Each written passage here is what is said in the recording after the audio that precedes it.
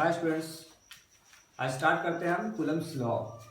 ठीक है, तो हमारे चार्ल्स कूलम साइंटिस्ट जी दो चार्जेस के बीच में लगने वाले फोर्स को बताते हैं। वो दो चार्ज एज ए कंपेरिजन अगर देखा जाए तो पॉइंट चार्जेस के लिए है, या दो चार्जेस रेस्ट में हो, पॉइंट चार्ज हो, या फिर दो चार्जेस अगर बड़े भी हैं कंपेरेटिवली तो उनके बीच का डिस्टेंस ज़्यादा होना चाहिए। मतलब बहुत ज़्यादा डिस्टेंस होगा तो एक दूसरे के रिस्पेक्ट में क्या हो, पॉइंट चार्ज होंगे। तो चार्ल्स कूलम सर ने दो स्टैटिक मतलब रुके हुए चार्जेस के बीच में लगने वाले फोर्सेस, ठीक है, लगने वाले फोर्स को बताया। अब वो फोर्स क्या होता है उसको बताया। तो दो चार्जेस के बीच में जो लगने वाला फोर्स होता है उसको क्या बोलते हैं, इलेक्ट्रिक फोर्स, ठीक है, या electrostatic force between two charges. तो इस रिलेशन को नाम दिया गया कूलम्स लॉ।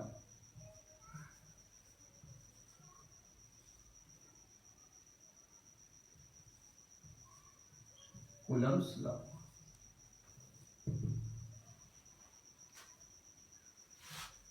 लेट करते हैं कि दो चार्जेस हैं, पॉइंट चार्जेस Q1, यहाँ पे कोई चार्ज है, तो ये चार्ज कुछ भी हो सकते हैं, पॉजिटिव नेगेटिव, और इनके बीच का सेपरेशन जो दिया हुआ है वो R है, उनके बीच का डिस्टेंस। ये चार्ज Q1, एक चार्ज Q2।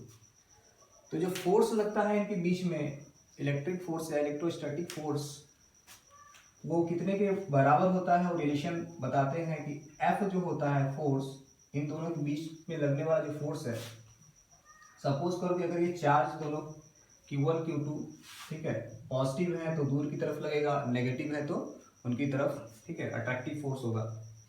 इनके बीच में जो लगने वाला फोर्स होगा वो F क्या होता है, प्रोपोर्शनल टू दोनों के मल्टीप्लिकेशन, मतलब दोनों चार्ज की वैल्यूज के प्रोडक्ट के प्रोपोर्शनल होता है, ठीक है। और उनके बीच जो डिस्टेंस है, सेपरेशन है, उनके स्क्वायर के यूनिवर्सली प्रोपोर्शनल होता है, ठीक है। तो F जो होता है वो प्रोपोर्शनल टू Q1 Q2, ठीक है। एंड दूसरी बात क्या होती है, जो F होता है वो प्रोपोर्शनल टू 1/r², मतलब प्रोपोर्शनल तो है लेकिन इनवर्स है, तो r² का इनवर्सली प्रोपोर्शनल, ठीक है। अब इन दो रिलेशन को कंबाइन किया उन्होंने, अब बताया क्या कि जो F होता है is equal to K times Q1 Q2 upon r²। तो ये जो फोर्स इन चार्जेस के बीच में लगता है वो इस तरीके से डिफाइन किया उन्होंने कि F is equal to K Q1 Q2 upon r²। अच्छा, अब K है क्या, ठीक है, तो K एक्चुअल में कांस्टेंट, इसको बोलते हैं हाँ प्रोपोर्शनैलिटी कांस्टेंट, कूलम कांस्टेंट भी बोलते हैं इसको, ठीक है, कूलम कांस्टेंट बोलते हैं। तो K की जो वैल्यू होती है वो कितनी होती है, K इज इक्वल टू जो वैल्यू होती है 1/4 पाई एप्सिलॉन नॉट, ठीक है, इसको बोलते हैं क्या, एप्सिलॉन नॉट, ठीक है। और इसकी पूरी वैल्यू जो कैलकुलेट की गई वो कितनी होती है, 9 × 10⁹ न्यूटन मीटर स्क्वायर पर कूलम स्क्वायर, ये वैल्यू होती है इसकी। अच्छा, इसमें एप्सिलॉन नॉट क्या है, ये इसको बोला जाता है, ये ग्रीक वर्ड है एप्सिलॉन, ठीक है, इसको बोलते हैं एप्सिलॉन, ठीक है, ये ग्रीक वर्ड है। एप्सिलॉन क्या है, एप्सिलॉन डिनोट करता है परमिटिविटी ऑफ फ्री स्पेस, ठीक है, या वैक्यूम। परमिटिविटी, परमिटिविटी क्या होती है, परमिटिविटी प्रॉपर्टी होती है किसी मीडियम की। अगर मान लो कोई चार्ज रखा गया है किसी मीडियम में, तो वो चार्ज क्या करता है, उस मीडियम को पोलराइज करता है, मतलब उसके जो मॉलिक्यूल्स होते हैं, ठीक है, उसको पोलराइज करता है। मतलब जो भी मॉलिक्यूल है या फिर कोई एटम है, तो उस एटम जो बना होता है दो चार्जेस से मिलकर बना होता है, पॉजिटिव और नेगेटिव ऑब्वियसली। तो अगर कोई चार्ज वहां पे रखा गया तो उसकी वजह से फील्ड जनरेट होती है। वो फील्ड क्या करती है, उस एटम को पोलराइज करती है, मतलब अपनी तरफ, ठीक है, चार्जेस उसके जो कॉन्फ़िगरेशन होता है उसको ब्रेक करके, ठीक है, चार्जेस पोलराइज करती है, जिसकी वजह से क्या होता है, जो फोर्स होती है, फोर्स वैल्यू होती है दो चार्जेस के बीच में घट जाती है। लेकिन यहाँ पे एप्सिलॉन क्या है, वो परमिटिविटी है फ्री स्पेस का, यहाँ पे मीडियम नहीं है। फ्री स्पेस मतलब वैक्यूम है, जैसे स्पेस में होता है वैक्यूम, ठीक है।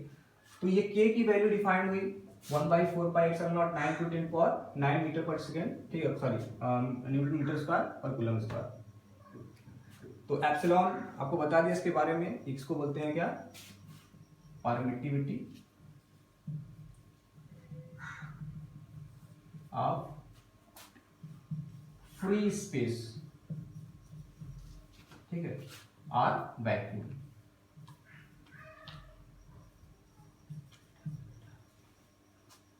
और उसकी वैल्यू कितनी होती है एप्सिलॉन की, 8.85 इंटू 10⁻⁻12, ठीक है, कूलम स्क्वायर पर न्यूटन मीटर स्क्वायर, ठीक है, ये वैल्यू होती है, सॉरी न्यूटन, हाँ ओके। तो 8.85 ये वैल्यू आती कहाँ से, एक्चुअल में एक रिलेशन होता है। वो रिलेशन क्या होता है, रिलेशन होता है कि जो सी स्क्वायर होता है, C square is equal to 1/μ0 epsilon naught, ठीक है, ये वैल्यू होती है। अब सी क्या है यहाँ पे, where c is equal to कितना है,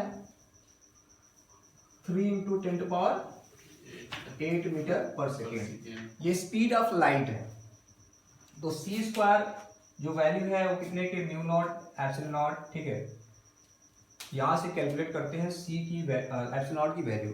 अब μ0 की जो वैल्यू होती है क्या होती है, उसको बोलते हैं permeability of the free space, ठीक है, मैग्नेटिक प्रॉपर्टी, ठीक है, स्पेस में मैग्नेटिक प्रॉपर्टी। तो ये वैल्यू, ठीक है, ये कूलम्स लॉ है। कूलम्स लॉ में क्या है, दो चार्जेस फिक्स हैं, मतलब स्टैटिक है, उनके बीच में लगने वाला फोर्स, ठीक है, वो F है, वो कितने के बराबर है, ठीक है, F इज इक्वल टू के Q1 Q2 upon R square के, ठीक। तो फाइनली हम यहाँ पे लिख सकते हैं कि जो F की वैल्यू है वो F is equal to 1/4π epsilon Q1 Q2 upon R square, ये वैल्यू। तो दो चार्जेस के बीच में लगने वाला फोर्स, स्टैटिक है, रुके हुए, Q1 Q2। अब देखते हैं क्या कि अगर चार्जेस पॉजिटिव होंगे दोनों, या फिर दोनों नेगेटिव होंगे, मतलब लाइक चार्जेस अगर होंगे, तो उनके बीच जो फोर्स लगेगा वो कैसा फोर्स होगा, रिपल्सिव फोर्स होगा। अगर अनलाइक चार्जेस रहे, एक पॉजिटिव एक नेगेटिव, तो क्या होगा, अट्रैक्टिव फोर्स होगा। इतना नोट कर लीजिए आप लोग, उसके बाद आगे बढ़ते हैं। Yes sir.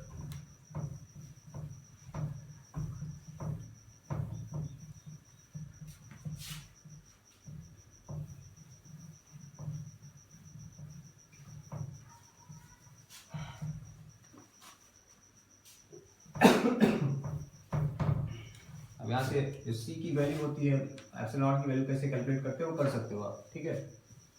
सी स्क्वायर मतलब 3 इंटू 10⁸ का स्क्वायर 1/एप्सिलॉन, ठीक है। μ0 की जो वैल्यू होती है कितनी होती है, 4π इंटू 10⁻⁻7 हेनरी पर मीटर, ठीक है, लिख सकते हो या न्यूटन, सॉरी टेस्ला मीटर पर एम्पियर लिख सकते हो, ठीक है। तो ये वैल्यू है, यहाँ से एप्सिलॉन अगर कैलकुलेट करते हैं तो हमारा वही आता है 8.85 इंटू 10⁻⁻12, ठीक है, कूलम स्क्वायर न्यूटन पर मीटर स्क्वायर, ठीक। तो ये वैल्यू आती है यहाँ से कैलकुलेट करने पर।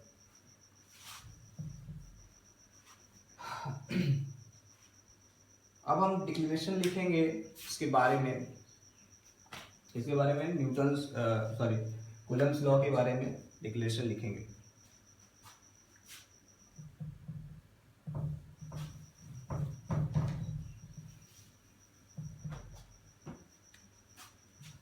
देखते हैं अगर चार्जेस Q1 Q2 है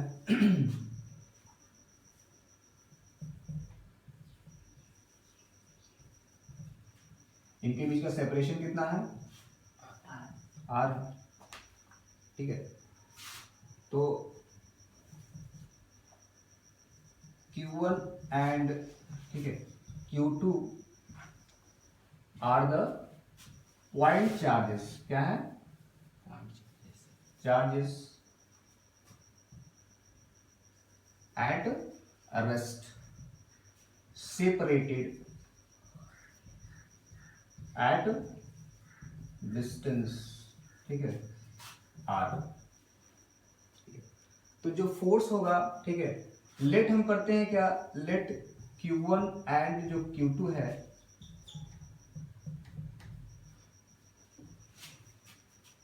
are with positive value, positive value के साथ में है। तो इसका मतलब क्या, हम फोर्स दिखाएं कैसे फोर्स लगेगा। तो जो फोर्स लगेगा वो क्या होगा, इसके जो फोर्स लगेगा इसकी वजह से इधर लिखेंगे F ऑफ 1 2, ठीक है। अब इधर जो फोर्स लगेगा वो F ऑफ 2 1, इस तरीके से। और जो फोर्स लगेगा वो फोर्स Q1 Q2 के लाइन ज्वाइनिंग के अलॉन्ग होता है, ठीक है, उसी लाइन पे इन दोनों की जो लाइन ज्वाइनिंग है, ठीक, एक स्ट्रेट लाइन है लाइन ज्वाइनिंग, वो उसके अलॉन्ग होता है, ठीक है।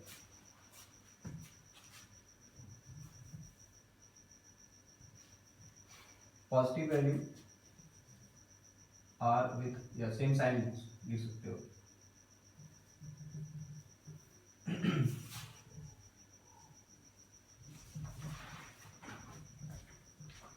वैल्यूज, कोई भी चाहे पॉजिटिव हो चाहे नेगेटिव, तो यहाँ पे रिपल्सिव फोर्स दिखा है, ठीक है। तो लाइट चार्जेस हैं यहाँ पे, तो जो फोर्स F है उसके बारे में लिखेंगे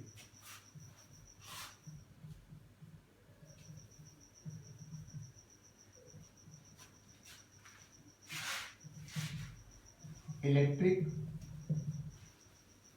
force between to static charges.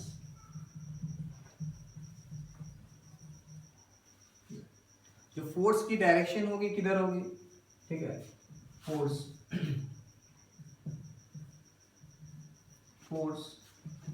Between these charges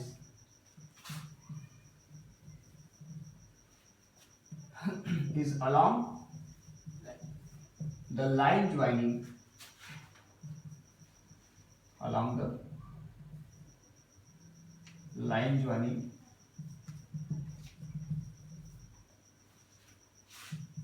these two charges। तो ये दो बातें हो गई, बाकी और ढेर सारी बातें लिखनी है, आप लिखते जाओ, जल्दी जल्दी नोट करते रहो। यहाँ तक कर लिया तो ठीक है, आगे लिखते हैं।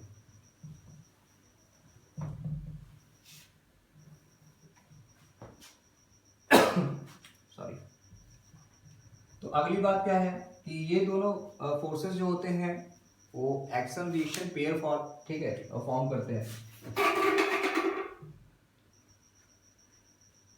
Forms action reaction pair, action reaction pair form करते हैं। तो न्यूटन्स का, ठीक है, लॉ तो आपने पढ़ा हुआ है, एक्शन रिएक्शन लॉ, ठीक है, follow the Newton's third law, action reaction pair and obeys Newton's, ठीक है, थर्ड लॉ को फॉलो करता है। कैसे फॉलो करता है थर्ड लॉ को, है ना, समझते हो, एकदम आसान है, कोई दिक्कत नहीं इसमें, ये कैसे फॉलो करेगा। तो थर्ड लॉ में क्या होता है, जो एक्शन रिएक्शन पेयर क्या होता है कि एक बॉडी दूसरे बॉडी पे फोर्स लगाती है, ठीक है, इक्वल और अपोजिट। तो यहाँ पे दिख रहा है इक्वल है अपोजिट फोर्सेस, ठीक है। अब बॉडी कंडीशन क्या होती है कि दो डिफरेंट बॉडीज पे लगता है, ठीक है, सेम बॉडीज पे नहीं, अलग, ठीक है, तो सेम टाइप ऑफ फोर्स होने चाहिए, तो डिफरेंट बॉडीज पे, तो अलग अलग बॉडीज हैं, कौन कौन सी, Q1 और Q2, ठीक है, तो अलग अलग बॉडीज हैं, ठीक है, और जो फोर्स है वो क्या है, सेम टाइप, मतलब टाइप कैसा उनका सेम है, दोनों का जो फोर्स का टाइप है वो सेम होना चाहिए, ऐसा नहीं ग्रेविटेशनल फोर्स है और दूसरा इलेक्ट्रोस्टैटिक फोर्स, तो सेम फोर्स, ये जो फोर्स लग रहा है इसके वजह से वो क्या है, ये इलेक्ट्रोस्टैटिक फोर्स ऑफ रिपल्शन है, तो यहाँ पे जो फोर्स लग रहा है वो क्या है, Q1 की वजह से Q2 पर electrostatic force of attraction sorry repulsion है, ठीक है, तो ये दोनों फोर्सेस सेम टाइप के हैं, कौन से, इलेक्ट्रोस्टैटिक फोर्सेस हैं, और दोनों ही, ठीक है, अपोजिट डायरेक्शन में है, एक्शन डायरेक्शन में क्या होता है, जितना ये इस पे फोर्स लगाएगा उतना उससे फोर्स लगाएगा दूसरी डायरेक्शन में, अपोजिट डायरेक्शन में होंगे वो, तो यहाँ पे दोनों अलग अलग डायरेक्शन में, ठीक है, और एक ही लाइन ज्वाइनिंग के, ठीक है, अलॉन्ग है और अपोजिट डायरेक्शन में है, सेम टाइप ऑफ फोर्सेस है और डिफरेंट बॉडीज के हैं, तो ये ओबे कर रहा है न्यूटन्स थर्ड लॉ को, मतलब एक्शन रिएक्शन पेयर फॉर्म कर रहा है, ठीक है, तो सबसे बड़ी बात क्या है, वो दोनों अगर पॉजिटिव नेगेटिव है, ठीक है, तो तब पर भी वो अट्रैक्टिव फोर्सेस लगेंगे, एक्शन रिएक्शन पेयर को फॉर्म फॉलो करेंगे, ठीक है। अब आगे आते हैं, तीसरी बात क्या होती है हमारी, तो ये जो फोर्स होता है वो क्या होता है, फोर्स कंजर्वेटिव फोर्स होते हैं, ठीक है, दिस फोर्स इज कंजर्वेटिव,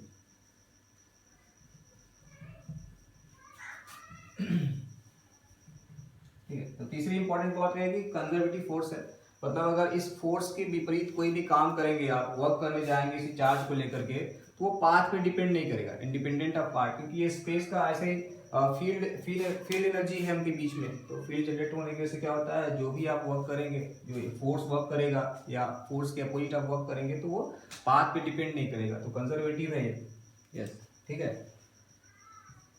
आगे बात ये है क्या कि ये बड़ी बॉडीज के लिए वर्क नहीं करता, मतलब बहुत बड़ी बिग बॉडीज ले लिए आप, ठीक है, तो वैलिड किसके लिए है, पॉइंट चार्जेस के लिए वैलिड है, ठीक है, this law is valid for point charges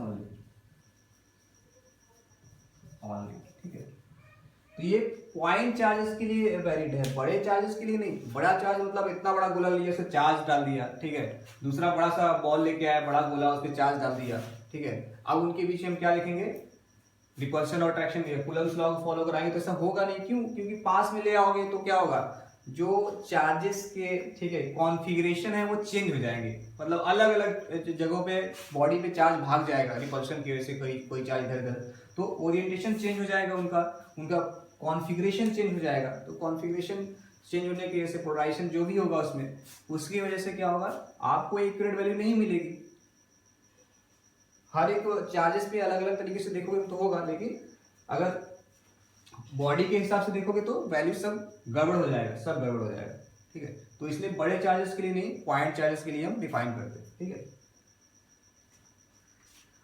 अब अगर बड़ी बॉडी है तो क्या होना चाहिए, उनके बीच का सेपरेशन बहुत ज्यादा बड़ा हो, मतलब इतने बड़े बड़े बॉल लिए, ठीक है, उस पर चार्जर डाला और उनके बीच का सेपरेशन 1000 किलोमीटर दूर रख दिया, है ना, तो मतलब बहुत ज्यादा डिस्टेंस रख दिया, बॉडी इतनी बड़ी है, तो वहां पे वो उस डिस्टेंस, मतलब उस सेपरेशन के रेस्पेक्ट में, ठीक है, वो बॉडी क्या होगी, एक पॉइंट की तरह बिहेव करेगी, ऑब्वियसली, है ना, पॉइंट चार्ज की तरह बिहेव करेगा, तो अगर छोटी बॉडी से रख रहे हैं तो उस पर चार्ज अगर है तो उनके बीच का सेपरेशन बढ़ाना पड़ेगा, वो ऐसा ले सकते हैं, तो इसके लिए ये पॉइंट ही सही है, ये लिख लो बस। अब आगे बात आती है कि क्या ये छोटे डिस्टेंस, मतलब सेपरेशन उन लोग का कितना, मतलब दूर का तो बात हो गया, बड़े चार्ज में दूर ले लिया, लेकिन क्या छोटे, ठीक है, डिस्टेंस के लिए वैलिड है, तो ये कूलम्स लॉ फेल हो जाता है कहाँ पे, जब सेपरेशन उनके बीच का घटाते घटाते बहुत कम, मतलब इंट्रा मॉलिक्यूलर डिस्टेंसेस के से भी छोटा ले लिया जाए, तो उस केस में फेल हो जाता है। तो Newton's law, sorry, Coulomb's law, I am sorry,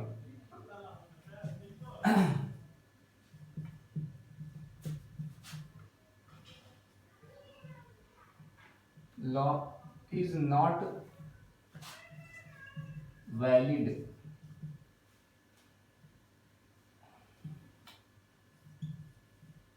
for the separations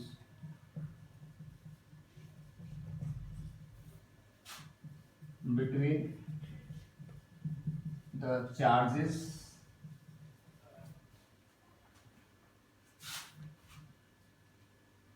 having separation between the charges less than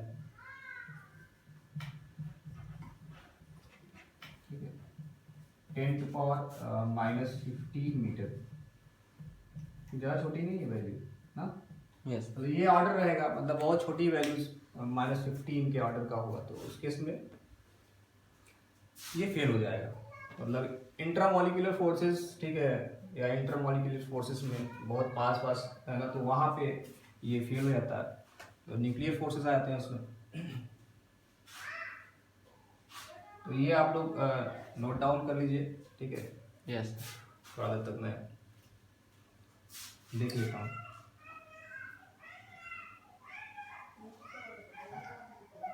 okay, समझ में आ रहा है ना? Yes sir. Any problem? No sir. ठीक है, कोई प्रॉब्लम होगा तो क्वेरी करके पूछ सकते हो आप।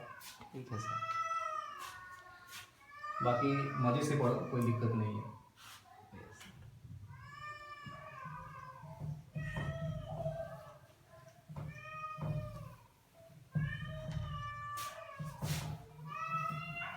चलो, अब देखो ये रिपल्सिव फोर्सेस हो गए, ठीक है। दो चार्जेस अगर दोनों अगर अपोजिट साइन के हैं, ठीक है, यहाँ पे लिख लो, if Q1 and Q2 are of opposite sign,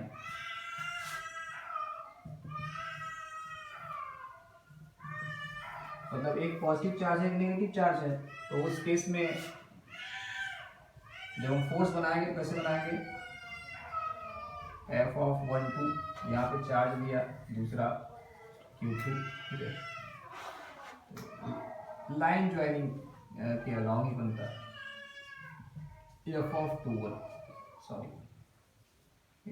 तो इस तरीके से फोर्स बनाएंगे, तो उनके बीच का सेपरेशन दिखा देंगे हम ऐसे, ये सेपरेशन है R, ठीक है। अब बात आती है क्या कि अगर स्पेस में ऐसा रखा गया, मतलब कोई मीडियम नहीं है यहाँ पे, तो उस केस में हमने सीधा सीधा जो फोर्स लिखा, ठीक है, जो फोर्स की वैल्यू थी F(1,2) और F(1,2,1) जो भी लिखा हमने 1,1,2R, फिर F(2,1) is equal to F के बराबर लिखा। जो फोर्स था वो फोर्स की वैल्यू कितनी है, ठीक है, 1/4πε0 Q1 Q2 अपॉन R², ठीक है।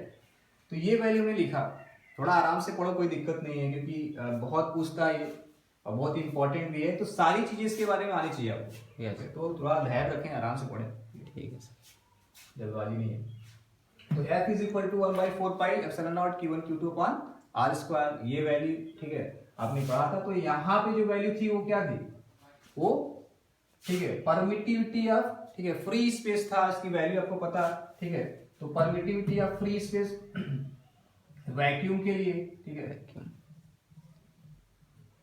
लेकिन अगर इसके ये किसी मीडियम में रख दिया जाए, ठीक है, तो मीडियम में रख दिया जाए तो क्या होता है, तो वहां पर रिलेटिव परमिटिविटी आ जाती है, ठीक है। तो रिलेटिव परमिटिविटी मतलब ये मीडियम में, जिस किसी और मीडियम में अगर रखोगे तो क्या होगा, मीडियम चेंज किया, जब मीडियम आएगा तो कोई भी मीडियम हो, चाहे कंडक्टिंग हो चाहे नॉन कंडक्टिंग मीडियम हो, ठीक है, तो मीडियम में चार्ज अगर पड़े होंगे तो क्या होंगे, मीडियम को पोलराइज करेंगे उसके मॉलिक्यूल्स को, तो पोलराइजेशन की वजह से क्या होगा, इसका जो फोर्स का इफेक्ट होगा वो घट जाएगा एक्चुअल में। यस। तो हम लेट करते हैं कि ये जो चार्जेस हैं वो किसी मीडियम में रख दिए गए, ये किसी मीडियम में रख दिया गया इस तरीके से। तो मीडियम की जो रिलेटिव परमिटिविटी है ये कोई मीडियम है, दूसरा मीडियम रख दिया गया, स्पेस नहीं है यहाँ पे, वैक्यूम नहीं है, तो ये मीडियम की परमिटिविटी कितनी है, रिलेटिव परमिटिविटी के बराबर, ठीक है, वेयर के इज द रिलेटिव परमिटिविटी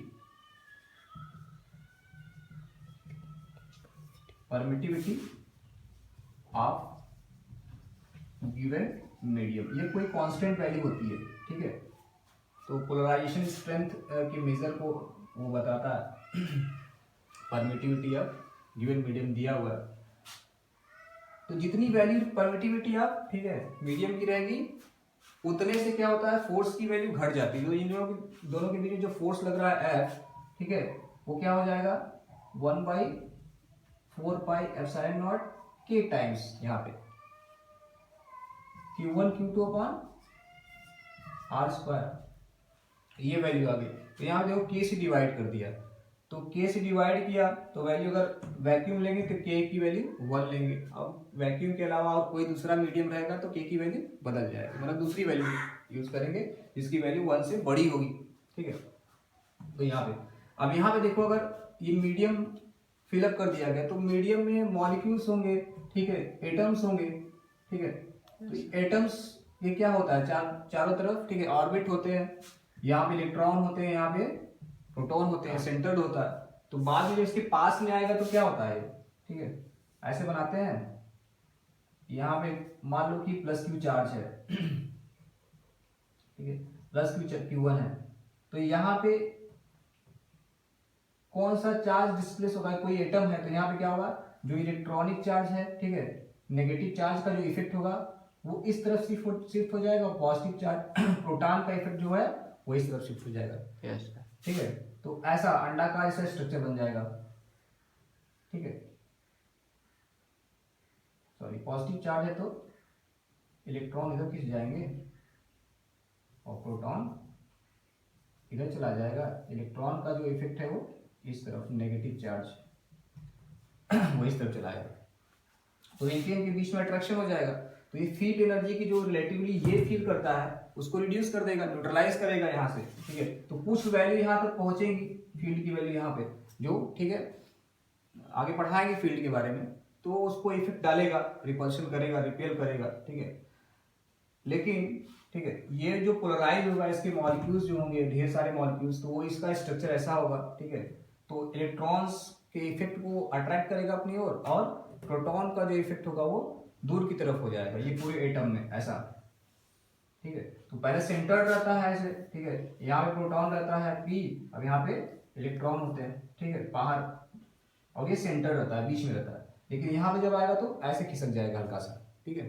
तो ये इलेक्ट्रिक फील्ड को यूटिलाइज कर देगा, इलेक्ट्रिक फील्ड की वैल्यू यहाँ पे थोड़ी सी घट जाएगी, तो उसकी वजह से क्या होगा, इनके बीच का जो फोर्स है वो घट जाता है। तो इसी को इफेक्ट कहते हैं, ठीक है, रिलेटिव परमिटिविटी।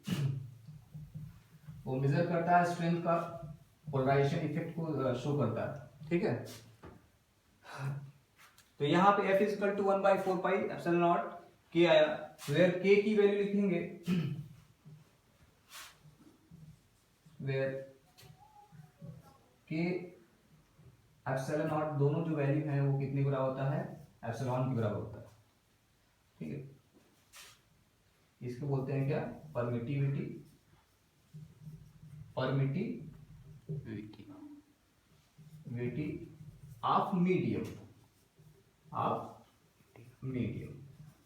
ठीक है, इसको ऐसे बोलते हैं। तो रिलेटिव परमिटिविटी के, इसको ऐसे भी लिखते हैं रिलेटिव परमिटिविटी को, ठीक है, कि जो के है वो, ठीक है, epsilon upon epsilon not value होती है, और के को रिलेटिव परमिटिविटी मतलब ऐसे भी लिख सकते हैं, K is equal to epsilon r epsilon upon epsilon naught, ठीक है।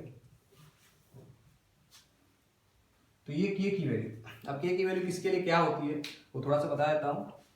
वैक्यूम के लिए 1 होती है ऑब्वियसली, और ग्लास के लिए 3 और 4 के बीच में होती है वैल्यू, और वाटर के लिए एयर के लिए 1.006 समथिंग, और कंडक्टर के लिए इन्फिनिटी, मतलब बहुत ज़्यादा, क्योंकि कंडक्टर जब रहेगा तो क्या सारे चार्जेस क्या होते हैं, डिस्प्लेस हो जाते हैं सारे पॉजिटिव चार्ज के अगर यहाँ पे नेगेटिव है तो सारे पॉजिटिव चार्ज के पास चले आएंगे, बाकी सब इधर चला आएगा, ठीक है।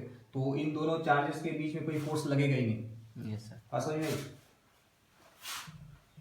तो इसको पहले नोट डाउन कर लो, उसके बाद फिर आगे बढ़ाता हूँ। समझो, ठीक है, आराम से पढ़ो, कोई दिक्कत नहीं है। ये बहुत इंपॉर्टेंट है, इसकी सारी बातें आपको, ठीक है, जानते रहना है। आगे चल के इंजीनियरिंग पढ़ोगे या मेडिकल पढ़ोगे तो वहाँ पे बहुत यूज है इसका। मेडिकल में नहीं पता, लेकिन इंजीनियरिंग में तो पक्का। नोट हो गया sir.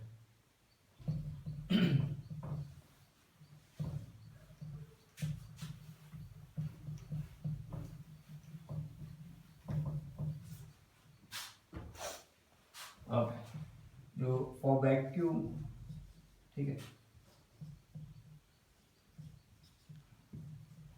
K is equal to 1 होता है, ठीक है, और एयर के लिए K is equal to 1.006 something होता है, कोई लिखने की जरूरत नहीं है। तो एयर के वैक्यूम के ही बराबर ले लेते हैं, ठीक है। और मटेरियल, किसी भी मटेरियल के लिए, ठीक है, जो K की वैल्यू होती है हमेशा 1 से बड़ी होती है, हाँ। और ग्लास के लिए जो वैल्यूज होती हैं K कहाँ से कहाँ, बिटवीन 3 to 4 वैल्यूज के बीच में रहता है। तो ये जानने की जरूरत है, दिया रहेगा आपको जब भी क्वेश्चन आएगा तो। और कंडक्टर के लिए, ठीक है, कंडक्टर के लिए आपका ये और conductor K is equal to infinite बहुत ज्यादा वैल्यू होती है, कह लो कि वो फोर्स को जीरो कर देगा। अगर यहाँ पे सॉरी मान लो यहाँ पे चार्जेस है जो Q1 Q2, चाहे लाइक चार्जेस हो चाहे अनलाइक चार्जेस हो, ठीक है। तो अगर इसके बीच में यहाँ पे इनको उठा करके ले जाकर कहीं पे भी रख दिया जाए, ठीक है, और उनके बीच में कोई कंडक्टर रख दिया जाए या मीडियम जो है कंडक्टिंग मीडियम हो जाए, ठीक है।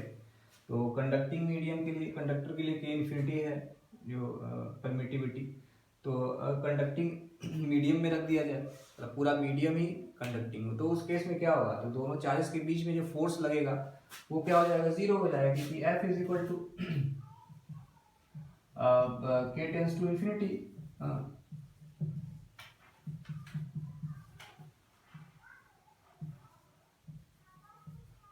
1/4 pi K Q1 Q2 upon R square. तो K अगर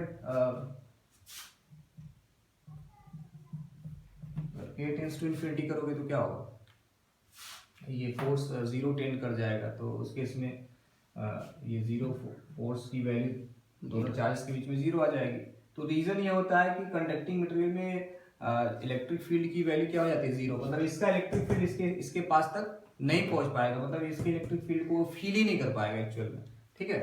तो पोलराइजेशन उसका इतना ज्यादा होता है कि सारे पॉजिटिव चार्ज अगर नेगेटिव है तो अपनी तरफ, मतलब अपोजिट चार्ज को अपने पास रख लेगा, ठीक है, और अपने बीच में फील्ड बना लेगा, शील्डिंग इफेक्ट जैसा हो जाता है, ठीक है। यस। तो ये हमारा कंप्लीट हो गया।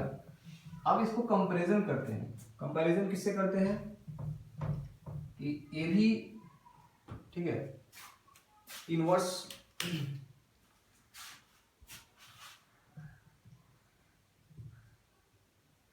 ठीक है, ये भी इनवर्स स्क्वायर लॉ को फॉलो करता है, और ग्रेविटेशन फोर्स, ठीक है, of attraction between two bodies, वो भी, ठीक है, इनवर्स स्क्वायर लॉ को फॉलो करता है।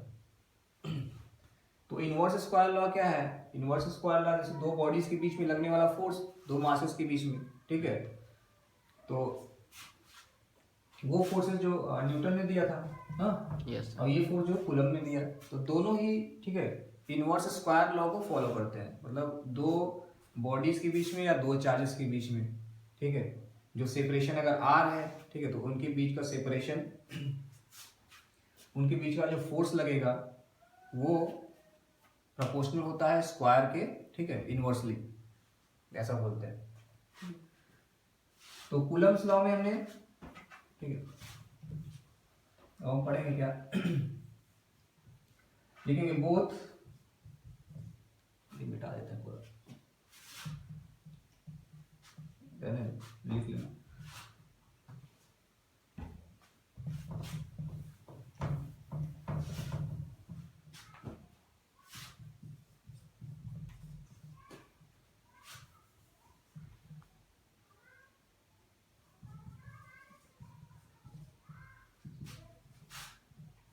Newton's law, gravitation, and Coulomb's law.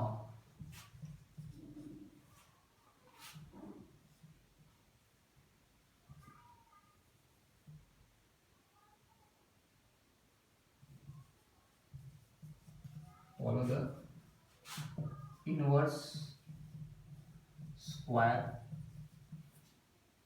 law.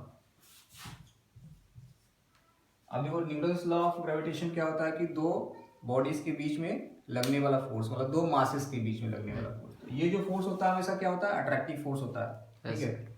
लेकिन कूलम्स लॉ में क्या होता है, दो चार्जेस के बीच में लगने वाला फोर्स वो अट्रैक्टिव भी होता है और रिपल्सिव भी होता है। डिस्टेंस सेपरेशन बढ़ाओगे तो फोर्स की वैल्यू घटेगी, आर स्क्वायर है 1 बाई नीचे में, ठीक है, 5 ले आओगे तो बढ़ेगा। इनवर्स स्क्वायर लॉ का मतलब ये है कि इनवर्स स्क्वायर लॉ जो दोनों के बीच में, अब मान लो कि कोई चार्जेस है Q1 Q2, ठीक है, यहाँ पे Q2, मान लो कि दोनों अनलाइक चार्जेस हैं, ठीक है, नेगेटिव पॉजिटिव है, ठीक है। पहले केस में मान लो कि दोनों लाइक चार्जेस हैं, ठीक है, अनलाइक चार्जेस हैं, तो ये अनलाइक चार्जेस, तो जो फोर्स होगा वो क्या होगा, F is equal to K Q1 Q2 upon R square, where R is the separation between, ठीक है, दिस टू। तो देखो ये क्या है, इनवर्स स्क्वायर लॉ, मतलब ये R के दोनों के सेपरेशन के बीच का जो डिस्टेंस है, ठीक है, सेपरेशन है जो, उसके स्क्वायर के इनवर्सली प्रोपोर्शनल है। मतलब डिस्टेंस बढ़ाओगे तो फोर्स की वैल्यू घटेगी, पास ले आओगे तो डिस्टेंस, ठीक है, सेपरेशन घटेगा तो फोर्स की वैल्यू बढ़ेगी। जितने पास रहेगा उतना ज्यादा फोर्स, दूर रहेगा तो उतना ही पड़ा। तो यहाँ पे जो F है वो क्या है, कि Q1 Q2 पर R स्क्वायर, तो ये अट्रैक्टिव फोर्स दिखा दिया आपको। तो अगर नेगेटिव चार्जेस लेते हैं इसी को,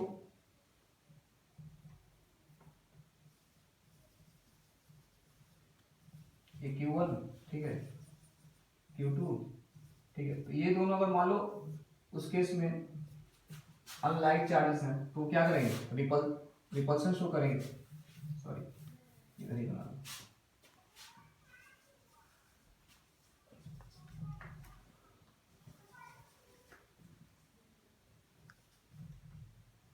तो ये लाइक चार्जेस है तो रिपल्शन शो करेंगे, ठीक है। ये अट्रैक्शन है, क्या है, अट्रैक्शन। ये क्या है, रिपल्शन, ठीक है। यहाँ पे भी सेपरेशन R ले लो और इनके बीच का जो F होगा वो उतना ही होगा, ठीक है, जितना यहाँ पे लग रहा है दोनों के लिए, K Q1 Q2 upon R square, ये आएगा। तो ये रिपल्शन है, क्या है, रिपल्शन। ये इलेक्ट्रोस्टैटिक फोर्स ऑफ अट्रैक्शन या रिपल्शन बिटवीन टू चार्जेस हो गए, तो दो के चार्जेस के बीच में हो गए। अब हम देखेंगे क्या, जो न्यूटन्स लॉ ऑफ ग्रेविटेशन है, तो वो जो फोर्स है वो क्या है, दो मासेस के बीच में लगने वाला फोर्स है। तो मान लो M1 M2 दो मास है, ये M1 है, ये M2 है, इनके बीच का सेपरेशन R है, ठीक है। तो जो फोर्स, ठीक है, यहाँ पे लगेगा, इलेक्ट्रोस्टैटिक ग्रेविटेशनल फोर्स है, मान लो Fg लिख दिया इसको, ठीक है, नाम के तौर पे। तो Fg की जो वैल्यू होगी वो कितने बराबर होगी, G M1 M2 upon R square. तो यहाँ पे भी देखो 1 बाई आर स्क्वायर आया, यहाँ पे 1 बाई आर स्क्वायर आया था, यहाँ पे भी आया। यहाँ पे देखो Q1 Q2 आया, यहाँ पे M1 M2 आया, यहाँ पे G आया है, यहाँ पे K आया है, यस, ठीक है। तो दोनों सेम जैसे लग रहा है एकदम, ठीक है। लेकिन यहाँ पे चार्ज लिया है, चार्जेस की वैल्यू लिया है, यहाँ पे Masses. मासेस लिए हैं, ठीक है। इनके बीच का सेपरेशन वही, तो ये इनवर्स स्क्वायर लॉ को फॉलो करते हैं दोनों के दोनों, ठीक है। लेकिन यहाँ पे जो जो वैल्यू है कांस्टेंट की वो बदल जाती है, तो g की वैल्यू जो होती है वो दूसरी होती है और इसकी वैल्यू दूसरी। तो इसकी वैल्यू जो k की वैल्यू है वो कूलम कांस्टेंट, इसकी वैल्यू बहुत बड़ी है इसके कंपैरिजन में। तो यहाँ पे g जो वैल्यू है वो कितने के बराबर है, 6.67 इंटू 10 पावर -11, ठीक है, न्यूटन मीटर स्क्वायर पर केजी स्क्वायर, ठीक है। तो ये वैल्यू यहाँ पे जो k की वैल्यू लिखा था वो कितने के बराबर, जबकि k है, ठीक है, जो k है वो कितने के बराबर दिया हुआ है, 9 इंटू 10 पावर 9, ठीक है, न्यूटन मीटर स्क्वायर पर कूलम स्क्वायर। तो बताओ 10 पावर 9 और कहाँ 10 पावर -11, बहुत फर्क है ना।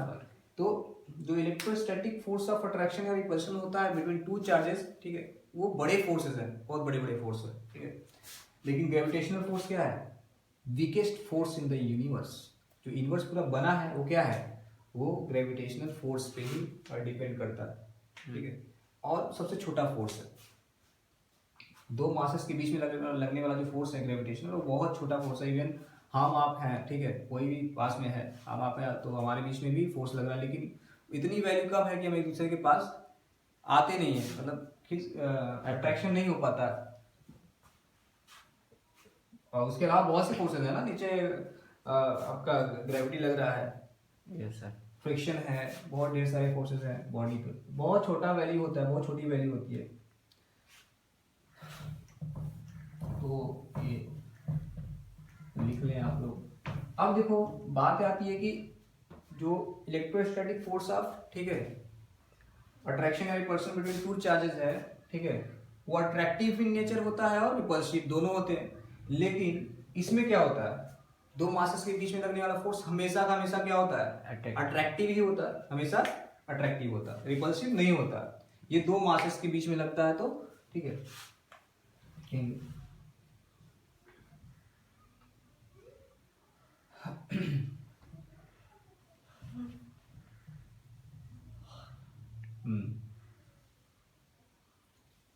ग्रेविटेशन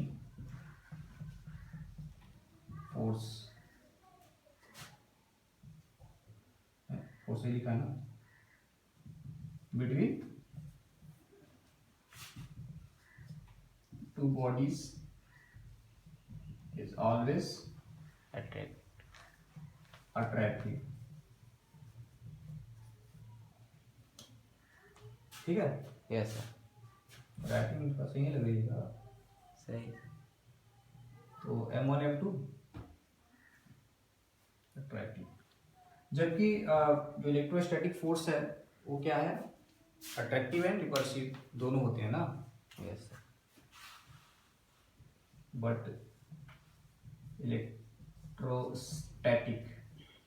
या इलेक्ट्रिक फोर्स भी बोल सकते हो, कोई दिक्कत नहीं, इलेक्ट्रोस्टैटिक फोर्स बिटवीन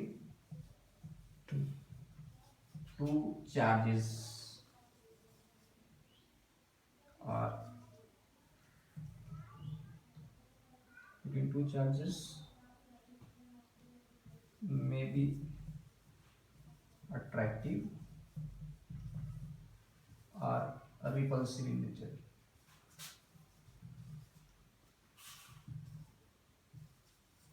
तो रिपल्सिव हो सकता है, रिपल्सिव इन नेचर, तो डिपेंड करता है उसकी वैल्यू पे, ओके, यस सर, डिपेंड करता है उसके वैल्यूज पे, Q1 Q2 अगर दोनों सेम साइन के है तो रिपल्सिव, और अगर सेम साइन के नहीं है तो अपोजिट साइन के हैं तो अट्रैक्टिव हो जाएगा। तो ये वैल्यूज आप लोग लिख लो जो भी लिखा है। तो इससे कंपैरिजन हो गया ग्रेविटेशनल से, ग्रेविटेशनल जो फोर्स है वो अट्रैक्टिव होता है, weakest force of the inverse होता है। इलेक्ट्रोस्टैटिक फोर्सेस जो होते हैं बड़े होते हैं, अब उसको दिखाना हो भी तो दिखा सकते हैं, कोई दिक्कत नहीं है। अब पहले लिख लो, इसको मिटा लो, उसके बाद हाँ फिर लिखते हैं।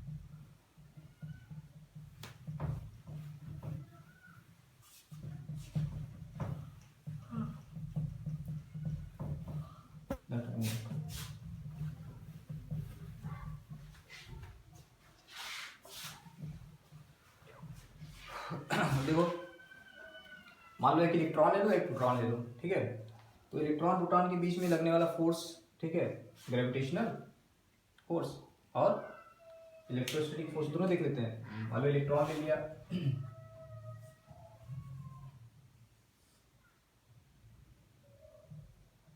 या ऐसे ले लो, 1 मीटर डिस्टेंस पे 1 कूलम का चार्ज ले लो और 1 kg का मास ले लो, कोई दिक्कत नहीं है। इलेक्ट्रॉन लोगे तो सही रहेगा। ये इलेक्ट्रॉन है आपका, ये प्रोटॉन है, ठीक है। Yes sir. तो इलेक्ट्रॉन प्रोटॉन नेगेटिव पॉजिटिव इनके बीच का, ठीक है, फोर्स अट्रैक्टिव फोर्स होंगे, ठीक है। तो अगर जब इलेक्ट्रोस्टैटिक का एफ ऑफ ई एल ई लिखोगे, जो फोर्स होगा वो कितने के बराबर होगा, के, ठीक है। ई पे जितना चार्ज रहेगा वो और पी पे जितना चार्ज रहेगा वो, ठीक है, अपॉन दोनों के बीच का जो सेपरेशन है, मान लो कि वो डी है, ठीक है। कितना है, डी, तो डी स्क्वायर हो जाएगा। तो ई की वैल्यू कितनी होती है आप जानते हो। तो ई, हाँ, ई जो नेगेटिव होता है 1.6 इंटू 10⁻⁻⁹ कूलम, और प्रोटॉन का कितना होता है, उतनी ही वैल्यू होती है चार्जेस की, ठीक है। नेगेटिव में लिखते हैं, इसका मतलब क्या, अट्रैक्टिव फोर्स दे देगा, ठीक है। तो प्लस, ठीक है, ये प्लस में रहेगा 1.6 इंटू 10⁻⁹ उतने रहेगा। तो वैल्यूज रख लो, जो फोर्स अब अट्रैक्टिव हो या रिपल्सिव हो, जो फोर्स की वैल्यू, तो नेगेटिव साइन के साथ मत रखो, ऐसे निकाल लो, कोई दिक्कत नहीं। तो F E L is equal to कितना हो जाएगा, के टाइम्स, ठीक है, 1.6 इंटू 10⁻⁹ का स्क्वायर अपॉन डी स्क्वायर, ये हो जाएगा। अब ग्रेविटेशनल फोर्स अगर निकालते हैं, एफ जी अगर निकालोगे तो क्या लिखोगे, जी, इसका मास कितना है, 9.109, हाँ ऐसा कुछ होता है, 10⁻31 इंटू 1.7 इसका प्रोटॉन का, इंटू 10⁻⁻27 ना, इतना केजी, तो डिवाइड बाय डी स्क्वायर। अब देखो, अगर दोनों को डिवाइड करेंगे, इलेक्ट्रिक वाला और ग्रेविटेशन वाला, ठीक है, तो F E L E upon F G is equal to कितने बराबर आ जाएगा आपका, डिवाइड कर दे तो ये के बाई जी आ जाएगा, हाँ यस सर। और के की वैल्यू 1.6 इंटू 10⁻⁻19 का square upon D square cancel हो जाएगा। तो यहाँ पे आएगा कितना, 9.1 इंटू 1.7 इंटू 10⁻⁻27। तो स्क्वायर करके वैल्यू अगर निकालोगे एफ जी, तो देखोगे बहुत बड़ी वैल्यू आती है, मतलब दोनों का डिवीजन निकालने। तो ये के इज इक्वल टू कितना है, 10.9 और ये 6.67 टू 10⁻⁻11, ठीक है। यहाँ पे 16 ये जितना है 1.6, ठीक है, 1.6 का स्क्वायर और ये 19 कितना 38 -38, हाँ यस। अब यहाँ पे 981 इसमें मल्टीप्लाई करो, 17 है, तो जो भी वैल्यू आएगी 9.1 टू 10⁻⁻27, तो यहाँ से देखो पता चलता है ऊपर चला जाएगा, ठीक है, यही वैल्यू ऊपर जाएगी। तो जो रेशियो वैल्यूज आएंगे क्या होगा, बहुत बड़ी वैल्यू आती है, ठीक है, 10 समथिंग करके। तो ये 11 और 27 ऐड करेंगे तो 27 कितना आएगा, 38, ठीक है, 38 कैंसिल हो जाएगा, ठीक है। तो ये 10⁻9 के ऑर्डर का आएगा, और वैल्यूज 10⁻8 के ऑर्डर का, बल्कि और ज़्यादा ही आएगा। तो करके देख लो, जो रेशियो आया वो बहुत बड़ा आया, मतलब जो electric field force, electrostatic force है, वो दोनों के बीच में बहुत बड़ी वैल्यू आएगी, जबकि ग्रेविटेशनल जो फोर्स ऑफ अट्रैक्शन है वो छोटी वैल्यू है। तो उनका रेशियो बहुत बड़ी वैल्यू आ रही है, देख लो करके, नहीं ठीक है। अब जो भी आया वैल्यू, ठीक है, 5 6 इंटू 9 इंटू 10⁻, ये आपका आ गया, ये 27 9 38 कैंसिल हो जाएगा, 10⁻9 अपॉन 6.7 टू 10⁻, वो तो इतना ही बचेगा 9.1 कैंसिल, 10⁻9 के ऑर्डर का है, तो बहुत बड़ी वैल्यू आ गई। यहाँ से पता चलता है कि जो इलेक्ट्रोस्टैटिक फोर्स ऑफ अट्रैक्शन या रिपल्शन है, रिपल्शन यहाँ पे अट्रैक्शन होगा तो बहुत बड़ी वैल्यू होगी, ठीक है। नोट डाउन लिखना चाहो लिख लो, नहीं तो कोई बात नहीं। अब आते हैं क्या इसका वेक्टर फॉर्म पढ़ेंगे। वेक्टर फॉर्म में ऐसे दिखाते हैं, तो एक्शन रिएक्शन पेयर कैसे फॉर्म कर रहा है वो दिखाते हैं।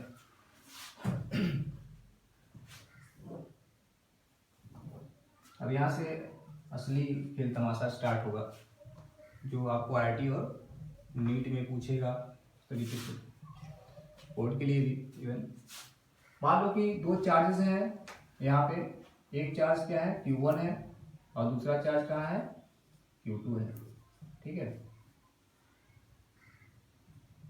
कंसीडर कर लो कि दोनों चार्जेस लाइक चार्जेस हैं, ठीक है, और इनका पोजीशन वेक्टर है R1, क्या है R1, Q1 का जो पोजीशन है ये ओरिजिन है, ठीक है, इसका पोजीशन वेक्टर कितना है R1 है, और इसका पोजीशन वेक्टर कितना है R2 है, ठीक है। वेक्टर फॉर्म में दिखा रहे हैं कि एक्शन रिएक्शन पेयर फॉर्म करता है।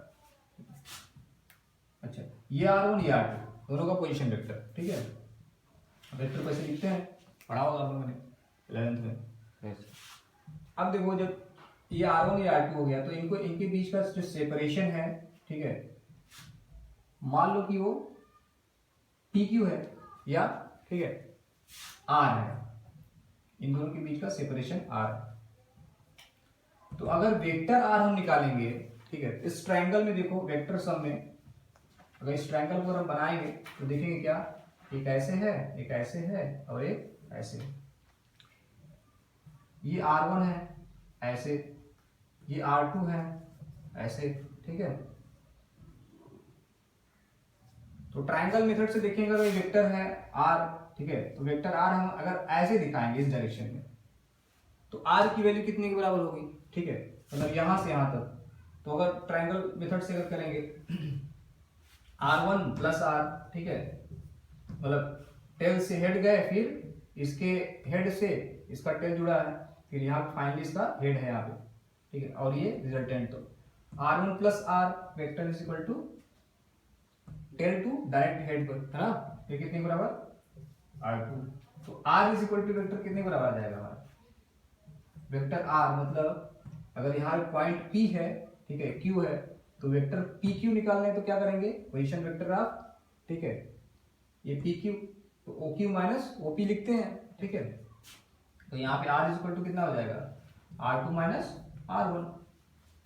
लेट करते हैं यहाँ पे अगर PQ लिखते हैं, ठीक है, तो हम वेक्टर कौन सा निकाल रहे हैं PQ निकाल रहे हैं, ठीक है। तो PQ इज इक्वल टू क्या होता है OQ माइनस OP होता है पोजीशन वेक्टर। यहाँ P और Q का पोजीशन वेक्टर है OP और OP। तो OQ कितना है, OQ मान लो R2 के बराबर है और OP कितने बराबर R1 के, तो R2 माइनस R1 आया, वही चीज तो हमने पढ़ा होगा वेक्टर, वो पढ़ाने की जरूरत नहीं है। तो जो R आया एक्चुअल में किस डायरेक्शन में, R इस डायरेक्शन में, ठीक है। yes sir, अब हम फोर्स निकालते हैं, तो अगर फोर्स बनाएंगे इधर इस तरफ तो क्या लिखेंगे F(1) वेक्टर फॉर्म में, इधर फोर्स बनाएंगे तो F(1)(2), ठीक है, दोनों बराबर इक्वल है अपोजिट। yes, तो अब दिखाएंगे कि हमको दिखाना क्या है कि F(1)(2) is equal to minus time F(2)(1) के। तो यही क्या है एक्शन रिएक्शन पेयर फॉर्म करता है, मतलब वो अपोजिट वेक्टर है एक दूसरे के। तो पहले अगर हम लिखेंगे F(2)(1), ठीक है, तो पहले तो फोर्स लिख लो F(1)(2) okay Q1 Q2 upon दोनों के बीच का जो वैल्यू होगी PQ, तो मॉड ऑफ R वेक्टर, ठीक है।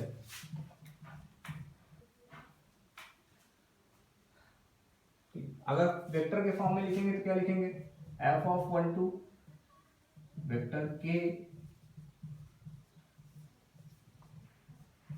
इंटू यूनिट वेक्टर अलॉन्ग, ठीक है, R। समझ में, तो यूनिट वेक्टर की वैल्यू कितनी होती है, ठीक है, यूनिट वेक्टर वेक्टर अपॉन, ठीक है, मॉड ऑफ वेक्टर, ठीक है। तो F(1)(2) के अब यहाँ लिखेंगे vector r is equal to एक वेक्टर मतलब इकाई वेक्टर है, unit vector mod of r ना, ये लिखते हो तो यहाँ पे लिख सकते हैं F of 1 2 is equal to K times Q1 Q2, ठीक है, मॉड ऑफ आर का स्क्वायर इनटू इसकी वैल्यू क्या लिखेंगे, vector r upon mod of r, ये क्यू हो जाएगा तो एफ ऑफ 1 2, अब vector r is equal to कितना है, ठीक है, ये मॉड ऑफ आर का क्यू और vector r is equal to कितना है R2 माइनस R1, ठीक है, वेक्टर फॉर्म में लिख लिए, ओके। तो ये किधर आया, इसके अलावा आया, आर के अलावा। अब अगर एफ ऑफ 1 2 लिखना होगा तो क्या, सॉरी उल्टा लिख रहा है, 2 1 2 1 2 1, सॉरी, ठीक है। अब 1 2 अगर लिखना होगा मतलब चार्ज 1 पे 2 की वजह से जो फोर्स होगा, तो 1 2 अगर लिखना होगा तो यहाँ पे लिख लीजिए आप एफ ऑफ 1 2, तो 1 2 जो है वो किधर है, माइनस आर है, ठीक है, तो क्या लिखेंगे के Q1 Q2 अपॉन, ठीक है, आर का स्क्वायर, दोनों के बीच का सेपरेशन। अब जो इधर वेक्टर है वो क्या है, यूनिट वेक्टर के अपोजिट ना, यस सर, नेगेटिव में, तो यहाँ पे एफ ऑफ 1 2 के नेगेटिव में आ गया आपका,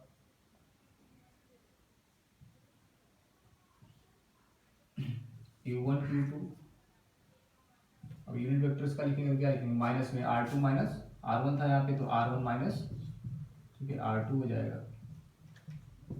ठीक है, upon mod of R Q, ठीक है, ये वैल्यू, तो यहाँ से माइनस अगर कॉमन लेंगे तो कितना आ जाएगा, F of 1 2 equal to minus K Q1 Q2 upon R cube, ये आ जाएगा R2 माइनस R1, तो ये पूरा R2 माइनस R1 कितने के बराबर है, पहले आपने लिखा है यहाँ पे, ठीक है,